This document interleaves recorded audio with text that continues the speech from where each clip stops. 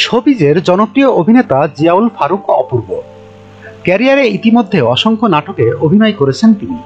পরবর্তীতে নাম লেখান বড় পর্দায়। এবার জানা গেল শীঘ্রই কলকাতার সিনেমায় দেখা যাবে তাকে। প্রায় 8 বছরে বিরতি টেনে সিনেমায় ফিরছেন অপূর্ব। সিনেমাটির নাম চালচিত্র। এটি নির্মাণ করেছেন প্রতিম ডি গুপ্ত।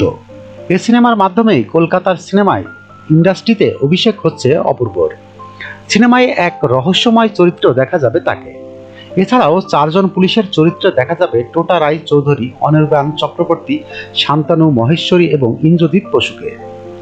সিনেমাটি নিয়ে পরিচালক প্রতিম ডি গুপ্ত বলেন, শহরে একের পর এক খুন হতে থাকে, আর খুনের পর মরা দেহগুলোকে যেভাবে সাজিয়ে রাখা হয় সেটার সঙ্গে 12 বছর পুরানো একটি কেসের মিল পায় টোটার চরিত্র।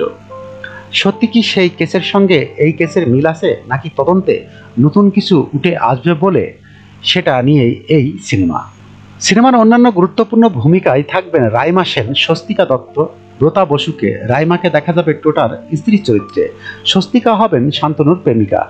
সবকিছু ঠিক থাকলে বড়দিন উপলক্ষে আগামী 20 ডিসেম্বর মুক্তি পাবে অপূর্বর চালচিত্র। এর আগে আশিকুর রহমান পরিচালিত গ্যাংস্টার রিটার্নস সিনেমায় অভিনয় করেছিলেন অপূর্ব। 2015 সালে মুক্তি পায় সিনেমাটি। এটি ছিল তার প্রথম সিনেমা। এবার দ্বিতীয় সিনেমা দেখার অপেক্ষায় প্রহর গুনছেন অভিনেতার ভক্তরা।